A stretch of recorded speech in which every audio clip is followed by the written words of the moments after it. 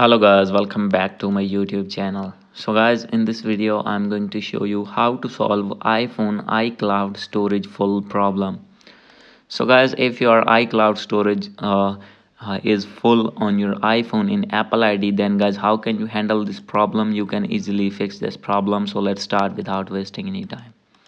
So guys, first of all you need to open your settings, and guys you need to make sure that you have connected with Wi-Fi. So guys, if not, then guys you need to turn on your mobile data. And guys, after doing this you need to open your Apple ID here, and guys below you will find here the option of iCloud. You need to click on this one, and guys now you can see here is the option of iCloud Drive. First of all you need to click on this one, and guys if it is turned on, then guys you need to turn off it. And guys after turning off, if you have any data, then guys you will show here, and guys you need to click on manage data. And guys after this, if you will be able to delete your data, then guys simply you need to delete.